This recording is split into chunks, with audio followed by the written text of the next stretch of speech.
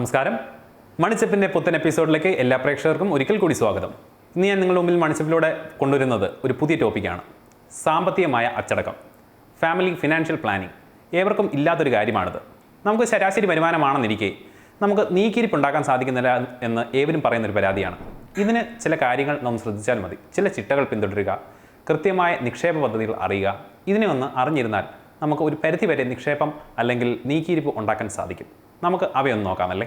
ഈ വരുമാനം എത്രയെന്ന് നോക്കാതെ ചെലവ് പെരുപ്പിക്കുന്നതാണ് പല കുടുംബങ്ങളുടെയും സാമ്പത്തിക അടിത്തറയെ തകർക്കുന്ന ഒരു കാര്യം എന്ന് പറയുന്നത്.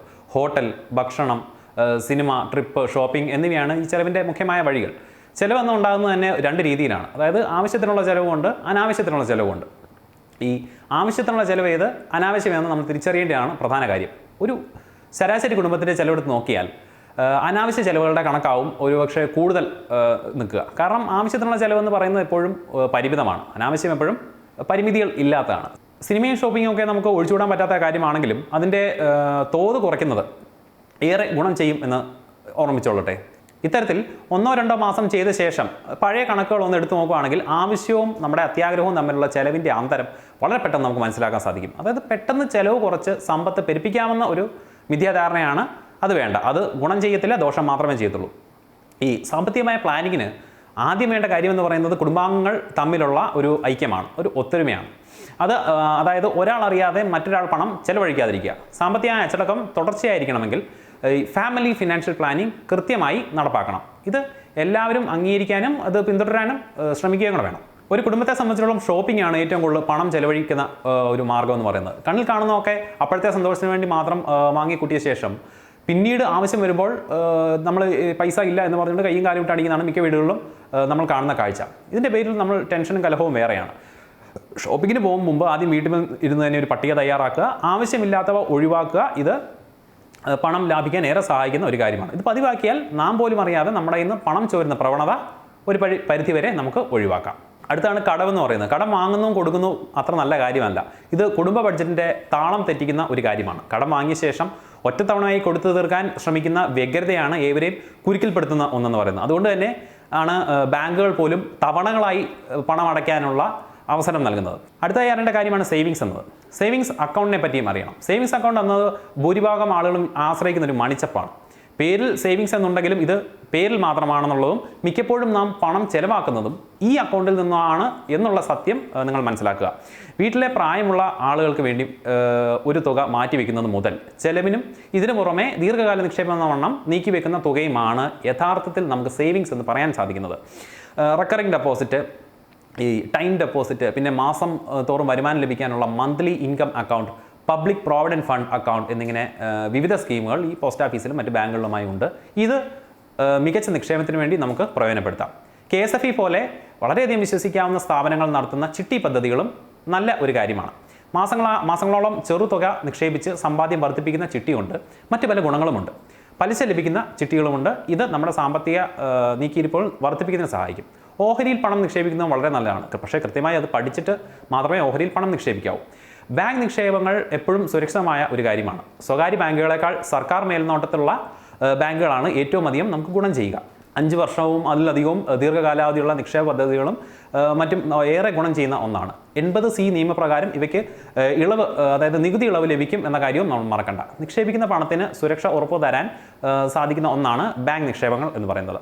ബാങ്കിൽ നിന്നും പലിശയായി ലഭിക്കുന്ന തുകയ്ക്ക് ആദായ നികുതി ബാധകമാണെന്നും ഓർക്കുക. സേവിങ്സ് ബാങ്ക് നിക്ഷേപങ്ങളെക്കാൾ റെക്കറിംഗ് ഡെപ്പോസിറ്റ്, ഫിക്സഡ് ഡിപ്പോസിറ്റ് എന്നിവയാകും നല്ലത്. ഇവയ്ക്ക് താരതമ്യേന മികച്ച പലിശയും ലഭിക്കും. 10,000 രൂപയ്ക്ക് മുകളിൽ ലഭിക്കുന്ന പലിശയുള്ള വരുമാനത്തിന് ഈ സ്രോതസ്സിൽ നികുതി കിഴിവുണ്ടായിരിക്കും എന്നുള്ള കാര്യവും മറക്കണ്ട. അടുത്ത പ്രധാനപ്പെട്ട ഒരു നിക്ഷേപ പദ്ധതിയാണ് ഇൻഷുറൻസ് പോളിസികൾ എന്ന് പറയുന്നത്. അതായത് ഇതിന് നികുതിയില്ല എന്നതാണ് ഇതിൻ്റെ പ്രധാന ആകർഷണം എന്ന് പറയുന്നത്. ആരോഗ്യ ഇൻഷുറൻസ് അടക്കമുള്ള വിവിധ തരത്തിലുള്ള ഇൻഷുറൻസ് പോളിസികളുണ്ട്. ഇത് സ്ഥിര വരുമാനമുള്ള ആൾക്കാർക്ക് ഇൻഷുറൻസ് എന്ന് പറയുന്നത് നല്ല ഒരു നിക്ഷേപ പദ്ധതിയാണ്. ഇൻഷുറൻസ് എടുക്കുമ്പോൾ പ്രധാന ഒരു കാര്യം ഓർക്കേണ്ട കാര്യം എന്ന് പറഞ്ഞാൽ സ്വകാര്യ കമ്പനികളടക്കം പല ഓഫറുകളും വെച്ചുകൊണ്ട് ഇൻഷുറൻസുകൾ വരും. ഓൺലൈൻ ഇൻഷുറൻസുകളുണ്ട്. ഇത്തരം പോളിസികൾ ചതിക്കുഴികളാണ്.